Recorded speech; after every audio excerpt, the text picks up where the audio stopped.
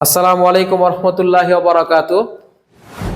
আজকে আমরা দেখো বোর্ডে যেটা লিখেছি ভাইয়া ফাংশনের ডোমেন এবং রেঞ্জ, এটা ভাই এসএসসি লেভেলেও আছে, ইন্টারমিডিয়েট লেভেলেও আছে। তাহলে এই জাতীয় জিনিসগুলো এমসিকিউ আকারে আসে, বিশ্ববিদ্যালয় অ্যাডমিশন টেস্টে আসে। খুবই শর্টকাটে ভাই আমরা কিভাবে করতে পারি, নিনজা টেকনিকে কিভাবে করতে পারি, আমি তোমাদেরকে 60 সেকেন্ডে করার টেকনিক শেখাবো। কত সেকেন্ড? শুধু 60 সেকেন্ড। হ্যাঁ, টাইমার দিয়ে তোমরা দেখবা ইনশাআল্লাহ। তাহলে দেখো ভাই ডোমেন, প্রথমে মনে রাখবা ডোমেন করার ক্ষেত্রে আমাদের এই হরের মানটা, এই যে হরে যেটা আছে না, এইটাকে তোমরা নট ইকুয়াল টু 0 ধরবা। কি ধরবা? Not equal two 0। তাহলে ধরো 3x + 5 নট ইকুয়াল টু 0, কারণ হরে 0 হলে অসংজ্ঞায়িত হয়ে যায়। তাহলে x এর মানটা কত? Not equal to -5 divide by 3। অতএব ডোমেন অফ দি ফাংশন সকল বাস্তব মান হবে, -5/3 হবে না। ঠিক আছে, তাহলে -5/3 হচ্ছে বাদ।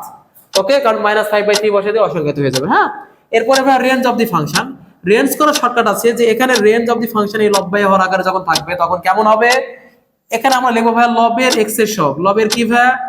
লবের x এর সহগ, x এর সহগ ডিভাইডেড বাই হরের x এর সহগ। কিসের ভাই?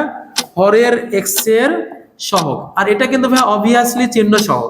তাহলে এই অনুসারে ভাই রেঞ্জ অফ দি ফাংশন কত হচ্ছে দেখো ভাই, এই জায়গাতে এসে দেখো লবের x এর সহগ কত ভাই? 2 ডিভাইড বাই কত? হরের x এর সহগ কত ভাই? 3। এটাই আমাদের অ্যানসার। ওকে, তাহলে এখন দেখো এটাকে যদি একটা एग्जांपल নিই আমরা, ফর एग्जांपल আমরা এখানে নিলাম একটা function f of x, this equal to দিলাম ভাই 3x প্লাস হচ্ছে ভাই 5, এখানে দিলাম ভাই -2x প্লাস হচ্ছে ভাই কত? 7। তাহলে এই ফাংশনের ক্ষেত্রে ডোমেন অফ দি ফাংশন, তাহলে এটাকে নট ইকুয়াল টু 0 ধরতে হবে। 2x + 7 নট ইকুয়াল টু ভাই কত? 0। তাহলে x এর মান নট ইকুয়াল টু 7/2। তাহলে ডোমেন অফ দি ফাংশন সকল বাস্তব সংখ্যা থেকে কি বাদ? তাহলে 7/2 হচ্ছে বাদ। Range of the function R of F কি ভাই? সকল বাস্তব সংখ্যা থেকে কোনটা বিয়োগ ভাই? এই যে লবের x এর সহগ 3, হরের x এর সহগ কত ভাই? -2।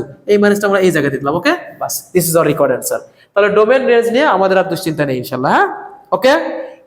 আমাদের এই ভিডিওটি যদি ভালো লাগে তাহলে অবশ্যই আমাদের এই চ্যানেলকে সাবস্ক্রাইব করবেন এবং পাশে থাকা বেল আইকনে প্রেস দিয়ে রাখবেন।